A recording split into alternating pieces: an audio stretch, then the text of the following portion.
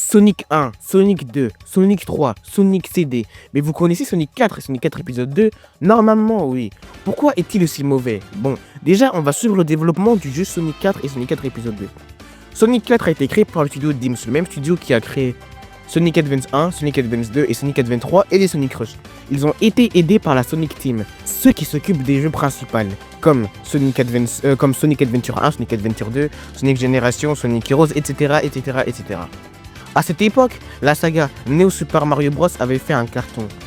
Donc Sega a essayé de faire un Neo Super Sonic en essayant de jouer la carte de la nostalgie. Mais bon, le résultat vous le connaissez déjà. Bon, pourquoi dans cette vidéo je parlerai du 2 et pas du 1? Bon, déjà le 1, car le 1 il est vraiment beaucoup trop nul. Et le 2 je trouve assez bien. Vous êtes sûrement en train de vous dire comment c'est possible que quelqu'un peut aimer un jeu Sonic 4. Bon, je vais vous expliquer mon raisonnement et pourquoi ce jeu est bon. Mais d'abord, n'hésite pas à t'abonner comme déjà ça donne de la force. Et merci parce que alors que je fais ce tournage, vous m'avez fait passer les 200 abonnés. Merci beaucoup.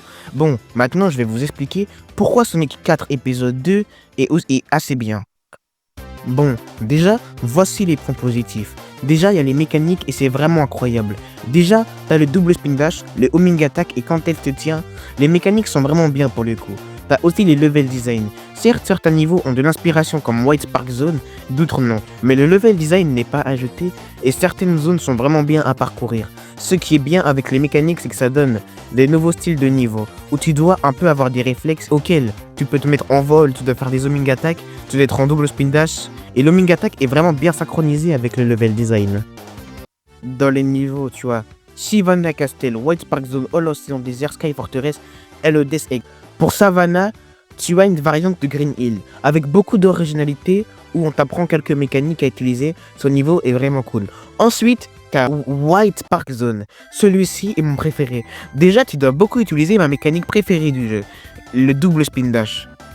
Et le moment où on est dans la neige est vraiment satisfaisant, et t'as les moments où on peut faire des boules de neige, et ça c'est vraiment bien à faire. Et j'aime bien l'ambiance du niveau un peu château hivernal, un peu parc dans la neige, un peu t'as vu. Ensuite t'as Oil Ocean Desert, celui-là je l'aime bien, mais plus tu fais des actes, plus ça devient nul. L'acte 1 est bien, l'acte 2 est moins bien, l'acte 3 est horrible. Déjà j'aime pas le sable dans les jeux Sonic, ça me fait un sentiment de vide. À part Mirage Saloon, comme celui-là est vraiment bien.